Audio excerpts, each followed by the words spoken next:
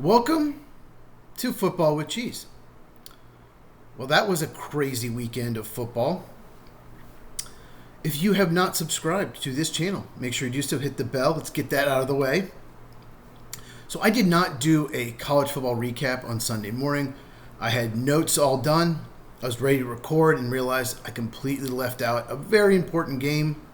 By the time I watched highlights, did some research on it, it was about an hour and 15 minutes before the NFL kickoffs, the 1 o'clock Eastern kickoffs, and I realized by the time I record the video and edit it, I will miss some NFL, and I can't. This channel, as much as I love college football, this channel focuses on NFL draft over college. So probably not going to do college recaps. I might do some instant reactions on Saturday if something big happens. And also, we talk college football a lot on the Lights Out podcast every Tuesday night, 9 Eastern, 6 Pacific. Link in the description. We're also going to talk about baseball. 1 week left till the playoffs, so make sure you check that out. Like I said, every Tuesday night we do MLB, college football segment, and of course the NFL. NFL one's going to be really interesting, so make sure you check that out. So this is the NFL recap. These are probably going to be a bit longer. But I really wanted to focus more on the NFL and these recaps. I still watch college football. I'm just not going to focus on recapping that as much. Before we get into the Sunday and Monday games, so Dolphins-Bills, which was Thursday night, I already did a recap on that. I will link it in this box at the end. I'm also going to link a Green Bay Packer video, Packer News and Notes. That was before the Cleveland game. So make sure if you haven't checked those out, after you've watched this, they'll be in these boxes. So Dolphins-Bills, I'll just say this. Dolphins did play harder than they've played all year. They were in the game late. But Tyreek Hill, despite being such a good player, he's still a problem. He should have caught that deep ball. They need to move him as soon as possible. He cost 2 interceptions the week before. He can't be a great locker room guy. There's always something with him. Just get him out of the building. Take what you can get. They're not going to win this year. You want to pick as high as possible. And Tyreek Hill might win you a couple games because he's that talented. So I would just move him immediately. Couple stats here. The Dolphins are the first team in the Super Bowl era, so since the mid-'60s, to give up at least 30 points in their first 3 games and force 0 turnovers. Their defense stinks. It's a disaster in Miami. And the Bills are the second team to score 30 points in their first 3 games and not turn the ball over. The only other team to do that in the Super Bowl era was the Green Bay Packers in the 1996 season. They won the Super Bowl that year, so maybe it's the Bills' year. I'll say this, the Colts are 1 point away from being the third team to do it. They beat the Broncos 29-28. So if they'd scored 1 more point, they would be on this list as well. Since the 60s, only 2 teams have done it, and the Colts almost became the third team. 2 teams this year almost did it. Crazy. Okay, just wanted to throw those stats out. We're going to go reverse order with these games. I'm going to start with Monday night because that's fresh in my mind. Lions-Ravens. So glad I picked Lions in my Pick'em League. It was 14-7 Lions. They got off to a great start. We're driving down the field. Ravens defense wasn't stopping anything. Ravens go for 4th and goal, do not score. So they have a chance to go up, the Lions do, 21-7 or 17-7, something like that. And they ended up punting. And they let the Ravens go down and tie it up. Just all this momentum swing, and the Lions couldn't do anything with it. And I'm thinking the Lions may have just blown this game. Ravens are at home. They'll probably rally. It did not end up that way. The point is, Lions could have actually won by more. So I was watching the Manning cast because I just can't stand Buck and Aikman. Aikman says the same things over and over, just puts different names, different teams, the same cliches. It's exhausting. And of course, he brings up the Cowboys all the time. But the Manning cast, Peyton Manning kept saying, he said it at least twice, why are the Lions playing man? Play zone. You cannot play man against the Ravens, and you can't. I know the Lions want to play man. They probably play man as much as anyone in the NFL, but you can't do it against Baltimore because Lamar Jackson is probably the best scrambling quarterback in the NFL. And your back is to him. When you're playing man, the cornerback's back is to the quarterback. When you're playing zone, you can see the quarterback. So he was absolutely right. When they played man, they got torched a bunch in this game. David Montgomery, what a huge game. What a huge game for the running game of the Lions. Montgomery had a 72-yard run when it was tied at 21. Huge play, game-changing play. And then the Lions had a 4th and goal and called a beautiful play, probably a Ben Johnson play, even though he's now with the Bears, where they handed the ball off to Amon-Ra St. Brown, the wide receiver, and then he pitched it to the running back, to Jahmyr Gibbs, for a touchdown. Just a tremendous play call. The Lions just have such a fun offense to watch. I love watching them, even though I'm a Packer fan. But the Lions got up 28-24 late, and then another horrible fumble by Derrick Henry. He just fumbles all the time now. I don't know what happened. He was the guy that never fumbled, maybe once or twice a year, and now he's fumbled in every single game, and 2 of them have been costly. They're 1-2. So Lions get the win 38-30. Dan Campbell, he's ballsy. He is ballsy. When they were ahead, they had a 4th down around midfield. He went for it rather than punting. And it was a great throw by Goff, great catch by Amon-Ra St. Brown. Amon-Ra St. Brown's just always open, man. He's just so good. And the Ravens' defense is a huge problem. The Ravens' defense has given up the 2nd most points in the NFL. Only the Dolphins have given up more. 1 more point. The Ravens have given up 96 points, and the Dolphins 97. That is horrible. They gave up 41 to the Bills, 38 to the Lions. Now, those are really good teams. Oh, breaking news. Jackson Dart to start over Russell Wilson. Good luck, Jackson Dart. That offensive line is shit. More on that in a second. Yeah, breaking news. It's fun when we break news. The last time that happened, I think it was during free agency. My phone was buzzing. People were texting me, oh, this signing. So that was kind of fun. So 38-30 is the final for the Lions and the Ravens. God, I have so many more notes here. Lions got 7 sacks. That's another problem. They weren't getting pressure at all on Green Bay. Now, I'll say this. At least 3, maybe 4 of those sacks was Lamar Jackson just holding it too long. It was not his offensive line's fault. There's just no one open. So that is at least 3 or 4 of the sacks, maybe more. Maybe 5 or 6. And there's just not enough pass rush as well for the Ravens. The run D stinks, and they don't get enough pass rush and exposes the secondary. I think it's a really good secondary, but it doesn't matter how good it is. You can't cover forever, so they don't get any pass rush, and they gave up over 200 yards rushing in this game. You can't do that and expect to win. Ravens 1-2. Their offense is amazing, but the defense stinks. They're going to get into a lot of shootouts this season. Chiefs, Giants. This should never have been the Sunday night game. Absolutely horrible. It's 9-6 at halftime. Chiefs get the win 22-9. Chiefs move to 1-2. Giants 0-3. So the Giants kicker gets hurt, and that really changed the game. He couldn't kick. He did make a short field goal late in the game to cut it to 16-9. It was 16-6. But it was a huge problem. They basically could not kick. And Harrison Butker, we're talking about kickers. He missed a field goal and extra point. He's now missed 2 field goals and 2 extra points this year. He's supposed to be one of the best kickers in the NFL. Everyone's missing kicks. Just about every kicker out there has missed at least a field goal or 2. And almost all of them missed extra points. I don't know what's going on with kicking. We'll talk about that on the Lights Out podcast Tuesday night, 9 Eastern, 6 Pacific. Tyquan Thornton has become a deep threat for the Chiefs. They needed that with Xavier Worthy and Rashee Rice out. He's not perfect. He did have a drop, but he's got the speed. He's getting behind the defense. Big for the Chiefs. They needed that. Xavier Worthy might be back next week. Rashee Rice has to miss the first 6 games with suspension. When those guys are back, this offense could be pretty good. The one Achilles heel is Jawan Taylor at right tackle. He absolutely sucks.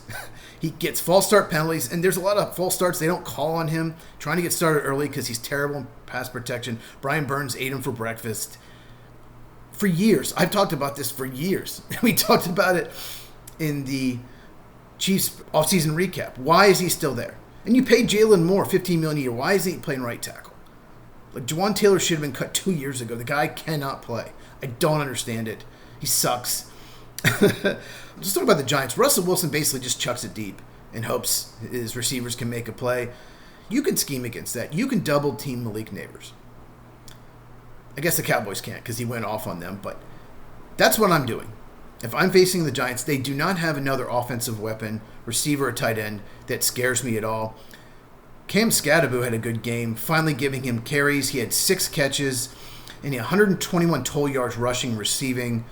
Good, Giants, finally using your best running back. He was so good in college. He definitely should have gone by the 3rd round, probably 2nd. They get him in the 4th round. Great pick. He's just a stud. He can break tackles. But there's just not a lot of talent on this offense. The offensive line is terrible. Andrew Thomas can't stay healthy at left tackle. He's the only good offensive lineman they have. The best case scenario for the Giants is to keep losing, pick high, trade back, because someone wants to move up for a quarterback, get a ton of picks, 2 future first rounders, maybe more, and draft offensive linemen and receivers. Maybe tight end. Just draft offensive players. It's a weak tight end draft, so maybe not tight end. That's what they should do. You want to lose if you're Giants fans. You don't want to start playing well and win 7 or 8 games. You do not want that. Obviously, you want Jackson Dart to play well. You want him to be the guy. But the more you win, it could really hurt them. Like I said, you pick 9th or 10th in the draft, you're not probably getting much if you trade out. If you pick 2nd or 3rd, you're getting a ton. This is a very good quarterback draft. Just want to bring that up. As far as the Chiefs go, Isaiah Pacheco and Kareem Hunt just aren't very good. They're just not good at running back. I would go with Rashard Smith. Give him a shot. He's a rookie 7th round pick of SMU. He was a wide receiver there until his last year became a running back. So he can run routes, and he is undersized, a lot smaller than Pacheco or Hunt, but give him a shot. He doesn't have to be the goal line back because Mahomes is still leading the team in rushing, and that's a problem. And they need to run the ball better. And I can see why they're going Jackson Dart. When it was 22-9 with about 3 minutes to go, Russell Wilson, he wasn't getting much help, but he had intentional grounding, he scrambled, then 2 incompletions, nowhere near the receiver. One of them, I think he was throwing it away. If they get a touchdown there, it's a game, because they were down 22-9. That was the final. So, yeah, Giants, you just want to lose out. And Chiefs, you have some hope for the offense going forward. If you can somehow be 3-3 when Rashee Rice comes back, then they're in good shape. But I think their offense could be pretty darn good. Best it's been in maybe 3 years. But Xavier Worthy's got to be healthy, and Rashee Rice has to be back from suspension. Cowboys, Bears. So Caleb Williams had a very good statistical game. And, of course, Ben Johnson pointed it out. The media points it out. Whenever Caleb Williams actually does well, they talk about, oh, see, he's good. Oh, all of a sudden he's a Hall of Famer. He's going to be great. Okay, they didn't say Hall of Famer. Every time he does something good, everyone talks about it. And they just forgive how bad he's been. The stats look good. 7 touchdowns, 1 interception on the year. He doesn't throw a lot of interceptions because he misses receivers so bad that he can't even be intercepted. He misses the defensive backs too. But the Cowboys' defense is complete shit. They really didn't have a good defense with Micah Parsons, and now it's just awful. The Giants' offense stinks, and they put up 37 on them. Boy, Packers' offense has not been looking good, but we have a cure coming in the Cowboys this Sunday night. So Cowboys, injury problems, big time. Starting right guard Tyler Booker and CeeDee Lamb, oof, big loss there, have high ankle sprains. They're both expected to miss 3 to 6 weeks. Wow. Cowboys can easily be 0-3. Giants probably outplayed them, but they're looking very likely to be 1-3. But this is with Javonte Williams playing really well. I did not expect that. If you told me Javonte Williams is running like this, I'm thinking the Cowboys' offense is just outscoring people. But the defense is terrible. Jake Ferguson had 13 catches, but just 82 yards. Basically, he's Dak Prescott's safety valve. Expect him to keep getting a lot of targets. That's kind of what the Browns did against Green Bay. Dump it off the tight end. Didn't throw the receivers much at all. I expect the Cowboys to do that a lot, especially with CeeDee Lamb out. Okay, let's go back to the Bears. Like I said, Caleb Williams did play well. or at least better. Probably didn't play as well as the stats show. But Luther Burden had 3 catches for 101 yards and a touchdown. He was a second-round pick. Burden was awesome for Missouri 2 years ago. And then looked like he checked out in some games. Maybe some off-the-field stuff. Nothing about getting arrested, but some family issues. It just looked like he wasn't interested in playing. That's why he fell in the second round. Really dynamic, really explosive receiver, so talented. We'll see if they feature him more going forward because they already have Roma Dunze.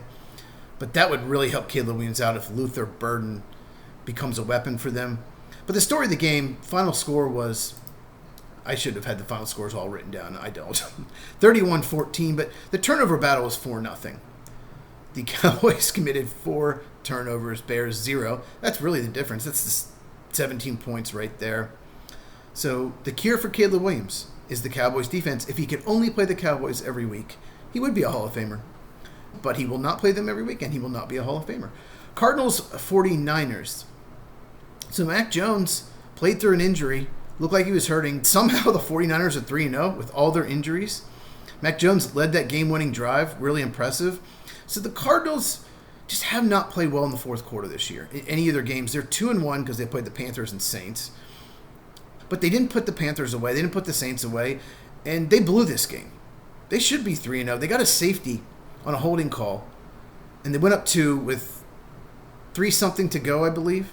And they couldn't get a first down. Got real conservative, run on first and run on second. Why didn't you try a play action?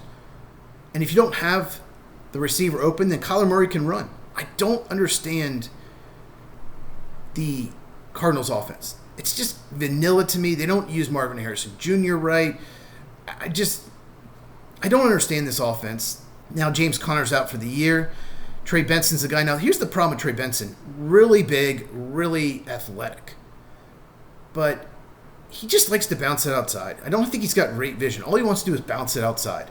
And it doesn't make any sense because he's got size. So he's definitely not the between the tackles runner James Conner is. That's something to monitor going forward. But the 49ers lost so many close games, especially early last year, and now they're winning in them all. So that happens sometimes.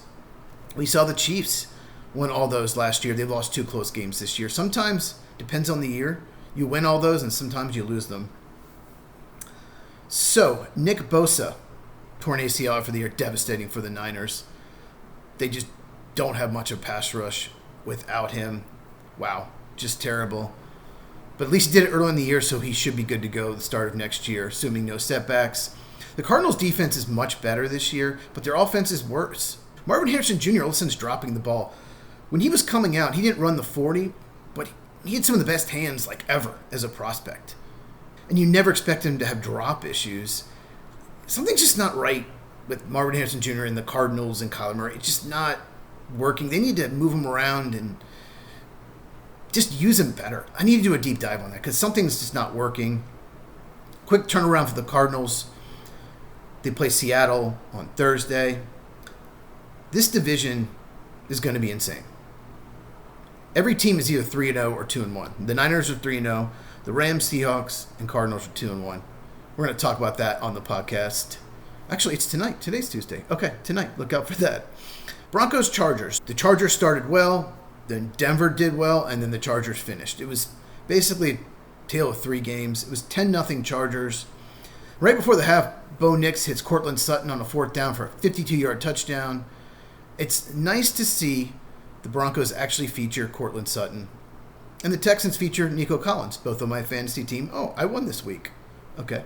I'm sure you guys have been keeping track. I'm 2-1. But, J.K. Dobbins was running well. Broncos, basically after getting down 10-0, they outscored the Chargers 20-3. Looked like they were going to win the game. Looked like they were a better team for the most of the game. And back-to-back weeks, the Broncos blow a 4th quarter lead. Justin Herbert was terrific. They continue to feature Quentin Johnson and Keenan Allen over Ladd McConkey, which is still surprising. I don't know why. Ladd McConkey's a very talented player. Maybe teams are paying more attention to it. Another thing I need to do a deep dive on, but Quentin Johnson's off to a great start. Keenan Allen looks like he did a couple years back. He looked terrible for the Bears last year. But Herbert connects with Allen with 2:44 left for a touchdown. They get it right back and hit the game-winning field goal. Justin Herbert is an MVP candidate for sure. He might be the favorite now, especially with the Ravens losing. Nick Bonitto, he had an incredible game, 2 sacks. No one really talks about him, but he's one of the better pass rushers in the NFL, and he burned Joe Alt, the second-year tackle for the Chargers. No one's really burned him that bad that I've seen in his career. Now it's been, 19, 20 games, something like that. But Nick Bonitto, undersized rusher, but really good in this game. Bo Nix, he was a little better in this game, but maybe it's just a Bo Nix thing. He starts slow and just will take off once October hits. But the Broncos had 9 total first downs and were 2 for 13 on third down. How do the Chargers not run away with this?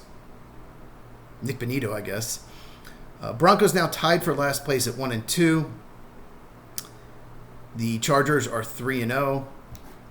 Oh, what was the final score in this game? I should have had it ready. 23-20. The Chargers win. Chargers are now 3-0 and 3-0 in the division. They've beaten all 3 teams, and all 3 teams are 1-2 besides them. The Broncos, the Chiefs, and the Raiders. So Chargers are in really good shape. Najee Harris, though, their backup running back, towards Achilles, out for the year. They don't really have anyone behind Murray and Hampton. Maybe they make a trade. We'll see. Saints Seahawks. So it was 21-0 after the first quarter. Just a slaughter. 38-6 at halftime. It was 38-3 right before a field goal by the Saints. I wondered if the Saints would struggle away from the Dome. They played 2 close games to the Cardinals and 49ers, but they were both at home. And I just had a feeling, because the Saints roster is just so bad, that they'd struggle on the road. I picked this for Survivor. Never in question. Final score 44-13. Wow. And the Seahawks had trouble running the ball, which is a little surprising. But Sam Darnold is off to another great start, just like last year. We'll see if it holds up. He collapsed at the end of the year. Jackson Smith, Nick Jigba is absolute stud. And rookie Torrey Horton, he was like 5th round pick, I think, 4th or 5th round pick. He should have gone 2nd or 3rd round, maybe because he had a knee injury at Colorado State, but it wasn't serious. I think he missed 5, 6, 7 games. Great pick for Seattle, probably their number 2 receiver now. And let's mention Byron Murphy. So he was their 1st round pick last year, defensive tackle out of Texas. Really liked that pick. Did not really do much as a rookie. I think he was hurt a lot, but didn't impress at all. But he's off to a great start this year. He already has 2.5 sacks. He only had a half sack last year, so another good game for him. But the Seahawks are so close to being 3-0. They just played so bad against the Niners at home in Week 1. Here's some strange stats in this game. Like we said, 44-13. The turnovers were 1 apiece. The Seahawks had 22 first downs. The Saints 21. Total yards, Seahawks 320. Saints 284. If you see those stats, you think it's a close game. Saints did a lot of that in garbage time, but still, you don't see a game with those stats be 44-13. Torrey Horton did have a 95-yard punt return. He had 2 touchdowns in this game. But Seattle's defense looked really good this year. It's his 2nd year with head coach Mike Macdonald. I think the Ravens are missing him. He was defensive coordinator in Baltimore before he got the head job in Seattle. And the Seahawks are missing Devin Witherspoon, Nick Emmanwori, Julian Love. 3 key parts of their secondary, and still played really well defensively. And Saints fans, if you're watching, you just want to win like 1 game or 2. You want to pick first because you need to get a quarterback, and it's a great quarterback draft. Quick turnaround for Seahawks. We mentioned Seahawks at Arizona. Whew. I'm going to quickly make a prediction at the end of this video on that game. Colts-Titans. Titans look uninspired the last 6 quarters. They played pretty well against the Rams. They're up 13-10 at home last week and then collapsed. They did not really show up in this game.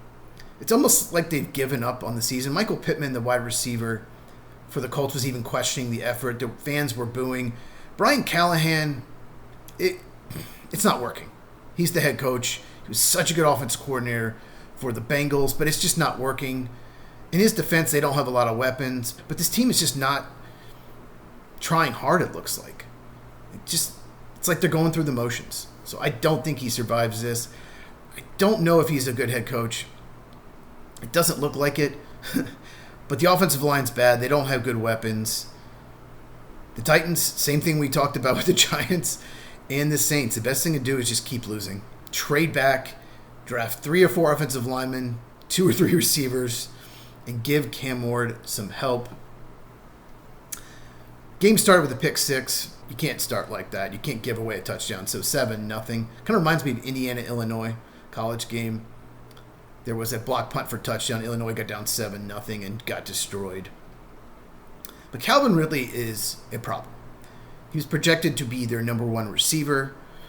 He needs to really be a number 2, maybe number 3 at this point in his career, but he caught 1 of 7 targets.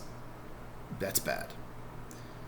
They did play without their starting right tackle and right guard, J.C. Latham and Kevin Zeitler, so that really hurt. Both those are pretty good players, maybe not great. Jonathan Taylor, man, he's off to a great start. He looks like the old Jonathan Taylor from a few years ago before he started having injuries. And, of course, Daniel Jones looks good. He's not making mistakes. He's got a lot of help around him, no doubt about it. But he's not making mistakes. And that was one of the knocks on him with the Giants. Did you see that scramble he had? It was 3rd and forever.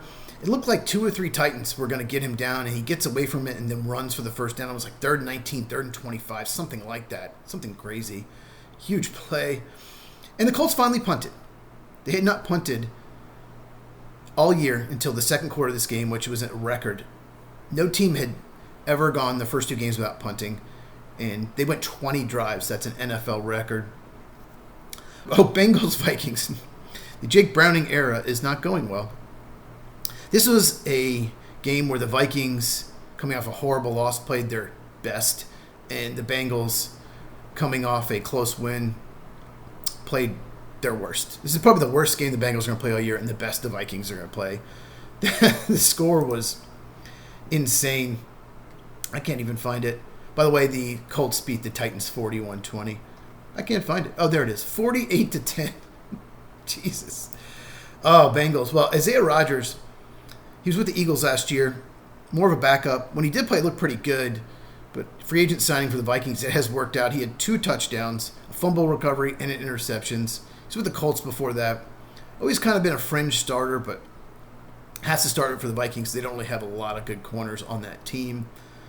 But man, 34-3 at the half. 2 defensive touchdowns. The Bengals had 5 fumbles, lost 3 of them, 2 interceptions, so 5 turnovers to 0. That's why the score was so lopsided. But the Bengals, I know you're missing Burrow, but T. Higgins, 2 targets, 1 catch for 15 yards. You got to get Higgins the ball more than that. The Jordan Mason trade, he's a running back for the Vikings, from the Niners, looks like an absolute steal. They got him moving down 27 spots from the 5th and 6th round. And they signed him 2 years, $12 million contract. He looks like a top 20, maybe top 15 running back in the NFL. He looks tremendous. He's a big back, too. And Aaron Jones has trouble staying healthy. He did last year, but hamstring injuries have plagued him his entire career. Trust me, I know from Green Bay. The main reason they signed Josh Jacobs, moved on from him. He could not stay healthy for a season, so he's hurt again. But they're fine. Jordan Mason's a better running back at this point in his career. I can't believe I'm saying that because Aaron Jones has been such a good player. I don't think the Bengals are as bad as they looked. I don't think the Vikings are as good as they looked. But Bengals, I don't know what to do with them. They're 2-1, still tied for first in the division with the Steelers, but this is bad. The offensive line's bad. They can't run the ball. Chase Brown is averaging 2 yards a carry. Jake Browning can't throw interceptions if they're going to win. And they don't have the defense to just play conservative, run the ball, and play defense. They can't game manage. They have to throw the ball down the field to those receivers. If Jake Browning keeps throwing picks, it's going to be bad. And Carson Wentz played well. This creates a little dilemma. I think Carson Wentz is going to play probably the next 2 games. I think they're in Ireland and London the next 2 weeks. If he plays well, you cannot go back to McCarthy. You can't. McCarthy has had 1 good quarter of the 8 he's played. Otherwise, he's been trash. Now, the offensive line hasn't really helped him out, but if Carson Wentz keeps playing like this, now he always played from a lead the whole game, but I don't think you can make a change. And I'm still not convinced that J.J. McCarthy has an injury. It's like they want to give him a couple weeks to just clear his mind because he looks so pissed. in that game against Atlanta when the offensive line wasn't protecting him. He looked livid. So Vikings now tied for first with the Lions and the Packers. Both teams tied for first. Neither one's going to win the division, though. Steelers, Patriots. What was the final score in that? I think it was 21-14. So both these teams haven't looked good this year. Steelers got up 14-0. It looked like, okay, is this the breakout game for the Steelers where they play good defense? The offense looked good against the Jets, not so much against the Seahawks, but it looked like maybe the Steelers would run away with it. But then the Patriots came back, got 2 touchdowns from Hunter Henry, tied the game. Then Calvin Austin makes a great catch, great throw from Aaron to win the game. But the Steelers' defense forced 5 turnovers, 5, including 4 fumbles, but only scored 21 points. That is concerning. If you force 5 turnovers, I don't care what team you are, you should put up 35, 38 points. We saw what the Vikings did. We saw what the Seahawks did. So that is concerning. They only scored 21 points. Let's talk about the Patriots. Ramondre Stevenson had 4 carries and 2 fumbles. Quickly got benched. Trayvon Henderson, I know he's gotten some holding calls, but he just needs to be the guy. He's just your best option. Ramondre Stevenson's contract extension is going to go down one of the worst running back ones in recent memory. I would just release him after the year. Too many fumbles. One of them was on the 1-yard line, about to score. The Patriots pretty much gave this game away with turnovers because the Steelers didn't take advantage of them. Now, Rodgers was not facing the best pass defense, only threw for 139 yards. Total yards in this game, Patriots 369, Steelers 203. 203 yards total? Are you kidding me? What is going on with the Steelers? They're lucky to be 2-1. They easily could be 0-3. Jets had that special teams fumble. Patriots just laid a brick. Steelers. So I'm getting grumpy. Steelers should be better than this. Their roster is good, especially on defense. Okay. They're 30th in yards per game. Right? 30th. And 28th in yards per game allowed. So their offense sucks, and the defense isn't good. And Aaron Rodgers, I don't know if he's just trying to force it, but he makes 1 or 2 throws a game that should be intercepted. His interception was terrible. He never did that with Green Bay. He had years where he threw 4 or 5 interceptions, maybe 7 at most the whole year. Now, that was his prime, but still, decision-making shouldn't be the issue. He can't move as well. Maybe his arm isn't as good. Maybe he's not as accurate because he's older, but decision-making should not change. So that is concerning. By the way, if you hear it, it's raining really hard right now. So the Steelers are 31st in rushing per game. That's not Steeler football. And Jaylen Warren's off to a good start, especially catching the ball in the backfield. Only the Bengals are worse in rushing. I don't know what to do to Steelers, but they look like a 5-6 win team. Not kidding. Their schedule's brutal. He did pass Brett Favre for 4th all-time in touchdown passes. Big whoop. I just don't know what the Steelers... The stats, the analytics say they're a bad team. But they've got to get this defense fixed, or they're not sniffing the playoffs. So Jets-Buccaneers. Block kick return for touchdown by Will McDonald. Gave the Jets a lead in the game, I believe, late. Tampa gets the field goal to win, 29-27. Okay, we're going to talk about block kicks a lot in this video, if it ever ends. But the Bucs, they've won all 3 games, all close. They're 1 or 2 plays away from being 0-3. But they're 3-0. Give them credit. They built a 23-6 lead. It looked like it was going to be a blowout. Jamal Dean had pick 6 in the first half. Ended up being really big later on. Tyrod Taylor threw the pick, but he made some plays in the second half. He played much better. Baker Mayfield still has no interceptions through 3 games. Quarterback for the Buccaneers. That's crazy. He led the league last year, and it seems like every game he throws 2 or 3 passes that should be intercepted, but somehow none. Emeka Egbuka, another big game. He may win Rookie of the Year. He's an absolute stud. Everything I read about him and saw about him leading up to the draft was positive. There wasn't any negative things. I was trying to find something negative on him, and the knock on him was, well, he never played a snap without Marvin Harrison Jr. or Jeremiah Smith.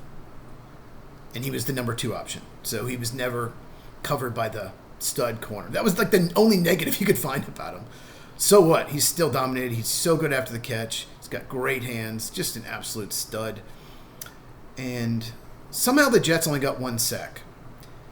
The Buccaneers are missing 3 stars in their offensive line, both tackles, and both tackles are really good.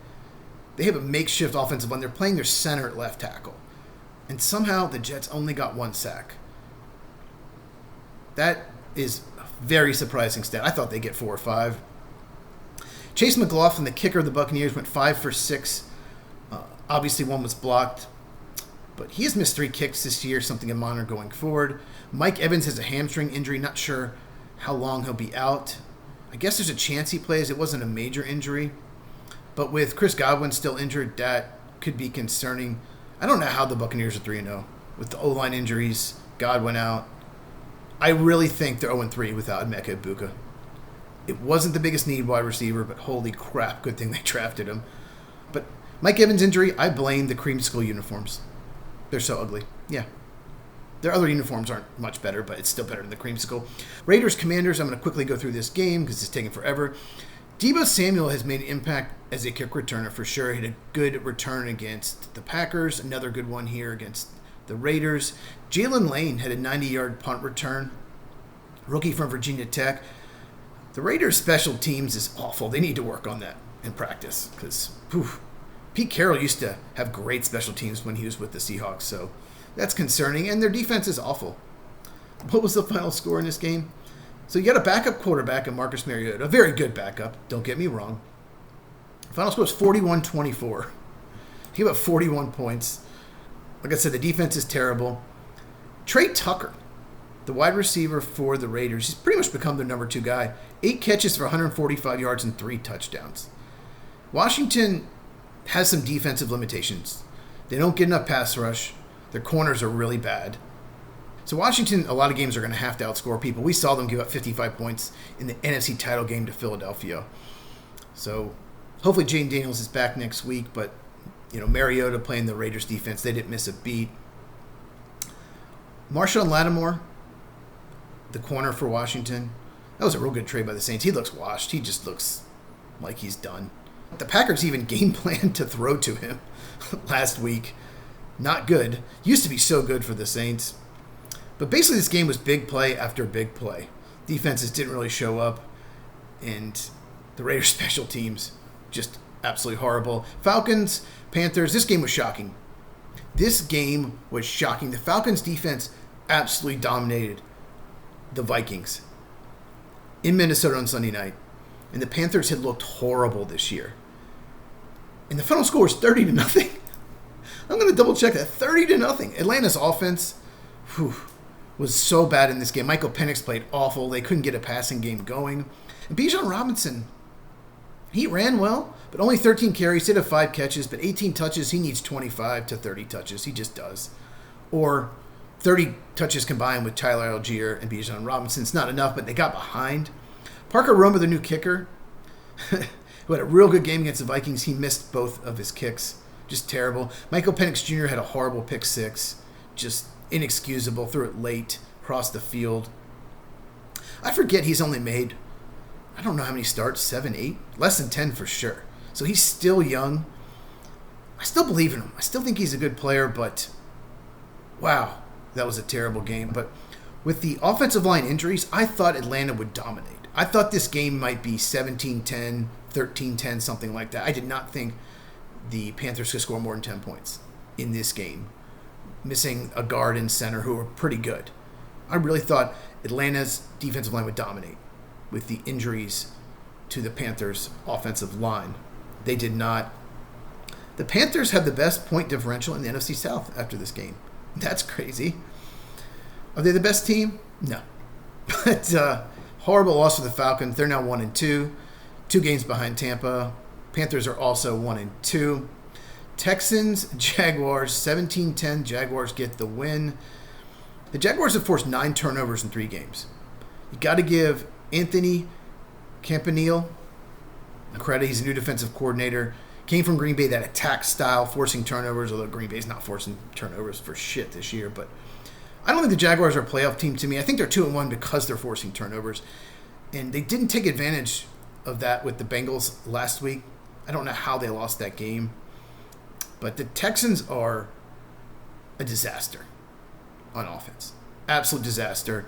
They're averaging not even 13 points a game. I mean, just terrible. We'll talk about them in a second, but I don't know what's going on with Brian Thomas Jr. and Trevor Lawrence. There's a disconnect there. But you cannot target Parker Washington 11 times, expect to win every game. Yes, they won 17-10, but Parker Washington should not be getting 11 targets, and Brian Thomas Jr. 6. Now, BTJ did get a big catch late, led to a Travis Etienne touchdown, but they've got to figure out this connection between Brian Thomas Jr. and Trevor Lawrence because he is so talented. And, of course, Trevor Lawrence, just like every game, he makes some really good throws and some really terrible ones. He's just not the guy. I would not be surprised to move on from him at the end of the year, but I don't think they will. He's going to be there forever for some reason. Nico Collins, it's nice to see him get involved. He is the Texans' best offensive weapon by far. He did have a bad fumble, though. But you can't score 10 points and expect to win. Their offensive line is so terrible. Arante Ursary, second-round pick, a pick I liked a lot. Very talented young offensive tackle. He struggled mightily going against Josh Hines-Allen. Josh Hines-Allen has really played well the last couple of years. He's a defensive player of the year candidate. Probably won't win because he plays for the Jaguars, but no one really talks about him. He was in the same draft as Nick Bosa, but he's really played well this year so far. And C.J. Stroud threw a pick with 27 seconds to go in Jaguars territory. He was so good his rookie year. He had a better offensive line then, but he just doesn't look right. I don't know if he'll ever get back to that level. It's one of the best rookie seasons ever. He was one of the best 10 quarterbacks in the league that year. Crazy. Texans are now 0-3, and Derek Stingley Jr., their star corner, left the game with an abdominal injury. Good news for the Texans is they get the Titans at home. If you can't beat the Titans at home, you might as well just give up. Just give up on the season. So, Jaguars are 2-1 at San Francisco. All right, 2 games left. The road team should have won both of these games. Packers-Browns. I don't know how they lost this game. I've talked about this on the channel. You know, a lot of times when upsets happen, you say they win 4-5, right? I think if these two teams played 25 times, Green Bay would win 24. But this was the one. Losing Zach Tom on the first play to injury, probably shouldn't have played anyway, was devastating. Because Jordan Morgan replaced him, and he was horrible. Jordan Morgan is a total bust. Should never have been a first-round pick. He worked out well at the Combine. Hopefully, Packers GM Brian Gutekunst is learning from these mistakes because he's done really bad drafting in the first round. Eric Stokes, horrible cornerback.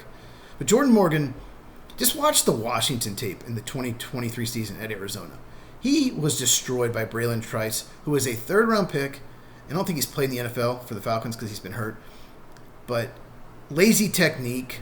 He likes to lunge. He's athletic, but he doesn't have that killer instinct either. Just Jordan Morgan's just not the guy. He's just not good. Talented, but he should be inactive. And if he was, they win this game. He had 3 false starts.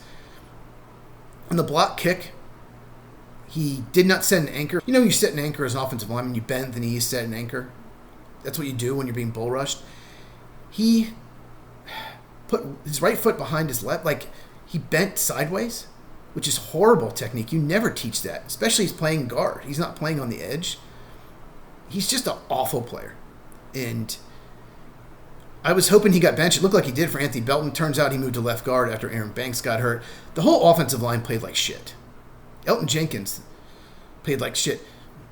He's their new center. So he played center at Mississippi State College, but that was almost a decade ago. One of the biggest problems the Packers have had for years is Corey Linsley left for free agency maybe 5 years ago for the Chargers. He's since retired. He was an outstanding center. They have not had a good center since. Josh Myers, they wasted 4 years with him. He was awful. Decent as a rookie and got worse every year. I knew after year 2 they had to replace him. Brian Gutekunst, just mentioned him, the GM, just for some reason does not have a plan at center. His plan was to take a guy who played left guard for 7-8 years and stick him at center. But he hasn't played since college. And Elgton Jenkins looked terrible in this game at pass blocking, and that's his strength. He's one of the best pass blocking left guards in the last 5 years. Outstanding at that. But he's not looking good at center. So that was your plan. And when they drafted Josh Myers, Creed Humphrey was on the board, and he's one of the best centers in the game for the Chiefs. Absolutely disgusting. Offensive line was so good against the Lions, but the Browns' defensive line's incredible. They might have the best defense in the NFL. Myles Garrett is just a beast. They were double teaming him. He was still getting pressures. And I don't know what to say. It was a poorly officiated game. Hurt both teams. Packers a little bit more. There was one drive where the Packers got called for legal contact and defensive holding and pass interference, and they didn't do anything. It was very ticky-tack. And it was always on third downs where the Browns didn't get it. I think the Browns still end up with just a field goal on that drive. But Packers had 17 penalties, 14 accepted. Horrible. Matt LaFleur's got to fix that. I'm not happy with him after this game. He said after the game, not surprised because it happens in practice. Well, why haven't you fixed it? I know the youngest team in the NFL, but you've got to fix that. On the road, they lost to the Lions and Vikings on the road by 3 points and 2 points last year. And the offensive line had trouble in those games. Obviously, there's crowd noise, so it's tougher for the center, for the whole offensive line because of the crowd noise, but it's inexcusable. Other teams don't false start like this. These pre-snap penalties have been a staple for Matt LaFleur. He's got to fix this. If he doesn't fix this, they're not winning shit this year. They're not winning shit. Now, they're not going to face a defense or defensive line as good as the Browns. They don't have to play the Browns 4 more years. It's going to be 4 years they have to face Myles Garrett again. So that's the good news. They're facing a Cowboy defense that is one of the worst in the NFL. So I don't think it'll be an issue. And then they have the bye. They can get healthy on the offensive line. But you can't lose a game where you lead 10-0 with 4 minutes to go. They allowed 13 points in the last 4 minutes. There was a play. Matthew Golden got wide open. They were on the 4-yard line, so it would have been a 96-yard touchdown. Jordan Love hits him perfectly, and he just kind of runs out of bounds. I don't know if he thought there was a defender right there about to push him out or what, but if he turns up the field, he's gone. Or maybe his momentum was taking him out of bounds. He couldn't turn. It just looked like he could. So he's a rookie. I don't know what happened on that play. I really don't. We mentioned the block kick. Jordan Morgan's fault. Jordan Morgan sucks. He sucks. He's one of the worst offensive linemen I've ever seen play in my life. And Josh Myers, too, who was the center last year. Now he's the center for the Jets. Itch the beard. Jordan Morgan should be inactive. He's the Xavier Legette of offensive line, the wide receiver of the Panthers, who was inactive. And that's probably why the Panthers won, because Xavier Legette was not active for the game, because he sucks. Jordan Morgan has horrible technique. He gets bull rushed easily. False started 3 times. I just don't know how you can get worse. His PFF grade, I haven't looked, probably should be 0.0 Blutarski. He should have a Blutarski PFF grade. Okay. Browns. Harold Fannin Jr. looks pretty good. Tight end. Broke a lot of tackles. David Njoku, that tandem, that's pretty good. Something positive to say. Their defense is amazing. Myles Garrett is the best pass rusher I've seen since probably Reggie White. That's how good he is. It's a shame he'll probably never sniff a title because he's on the Browns, and their offense is just so bad. Jordan Love had one of the worst picks I've ever seen him throw. Just threw it right to Grant Delpit. I don't understand. If Delpit's not there, it's still going to probably bounce in front of Dontavian Wicks. I don't know what happened. Did Love just make a horrible throw? Did Wicks run the wrong route?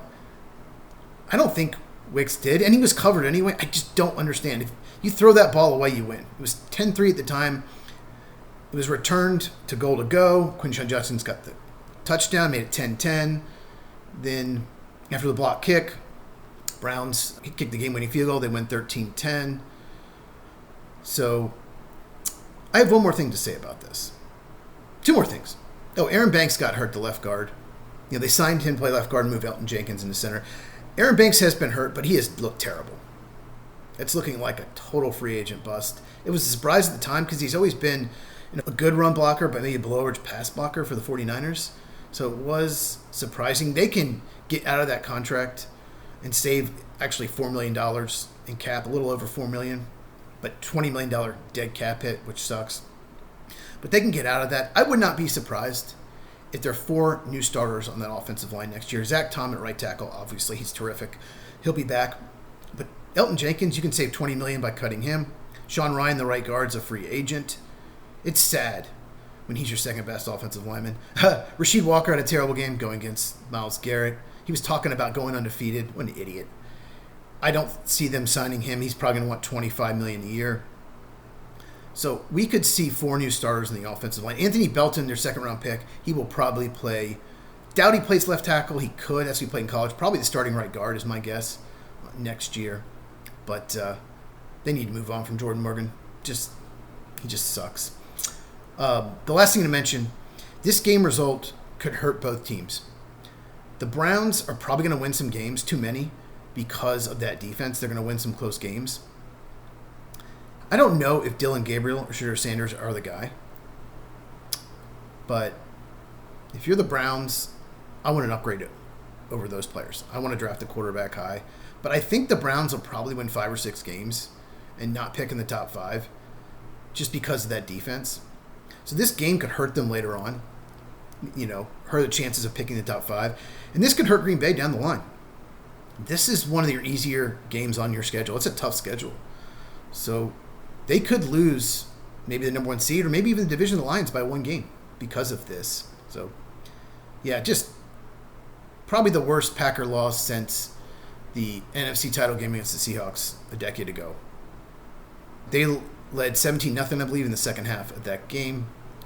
One more game to talk about. Rams-Eagles. Whew.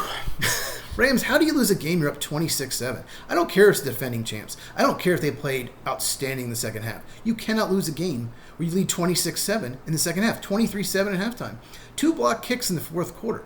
Jalen Carter's amazing. Yes, so is Jordan Davis. He returned it for a touchdown. By the way, that last play flipped the spread. Even if the Eagles win and just block the kick and fall on it, or the Rams kicker just misses the kick, the Rams cover the spread, completely flipped that. So I believe it went 10-6. I should have gone 11-5 in my spread pick'em league. Off to a good start. 3 straight winning weeks. Look crazy. 2 missed kicks, and he had 6 field goal attempts. Why are you kicking 6 field goals, Rams? You need touchdowns. This has been a problem. This is a problem last week, too, against the Titans. They don't get enough touchdowns. With Puka Nacua and Devontae Adams and Kyron Williams and Blake Corum, why aren't you scoring touchdowns? You should have one of the best touchdown percentages in the NFL. They had a touchdown by Kyron Williams called back on a holding call, ended with a field goal. The Rams' no-name secondary, which had been outstanding the first 2 weeks, got burned in the second half. A.J. Brown was a monster. They could not cover him. Rams, not only do they have a no-name secondary, a lot of undersized corners. So when you have a big receiver like A.J. Brown, because he's like 220, he's just so tough to cover. And Jalen Hurts had not really done much in the passing game the first 10 quarters, finally had a good game. The Eagles can beat you in so many ways. They can beat you running the ball, can beat you with defense, and can beat you with Jalen Hurts running and passing. Although Saquon Barkley, he's been quiet this year. I don't know. Is it teams just trying to stop him? But that's a little concerning if you're the Eagles fan. He has just not gone off like he did last year. It was so amazing last year. Puka Nacua, just want to mention him. Last thing, he has 11 catches in this game. He's on pace for 164 catches. The NFL record is Michael Thomas of the Saints, 149. So he is on pace to beat it by 15 catches. I think Michael Thomas did it in 16 games, but that's something to monitor. And the way the Rams are going, he could absolutely get 160 catches, no problem. All right, Seahawks, Cardinals play Thursday night. I think I kept this under an hour. Whew. Who wins the game? Let me see what the spread is.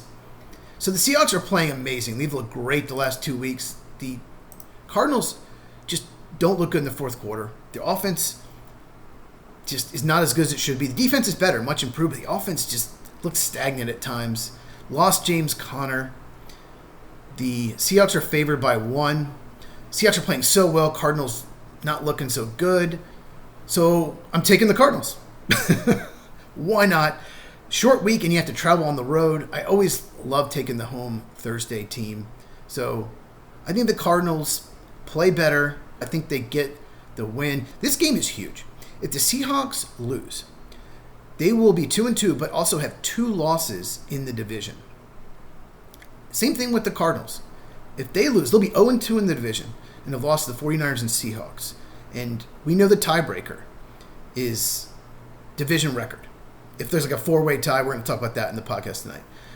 So this is a huge game. Cardinals, you got to win your home division games. And the loser will be 2-2, and the winner will be 3-1 in great shape. So subscribe, hit the bell, all that. If you enjoyed this, please give me a thumbs up. Really helps out the channel. Like I said, this is longer than the other ones. I'm just really trying to focus on the games, really break it down, go beyond the box score. Share this with anyone who loves football as we continue to grow the channel. Once again, Lights Out podcast tonight, 9 Eastern, 6 Pacific, with my buddy Mike. Link in the description. On Friday, look for my video where I preview the NFL week, and I'll do a review of the Seahawks-Cardinals game. Make sure you check these out. I'll see you in the podcast tonight and the preview video on Friday.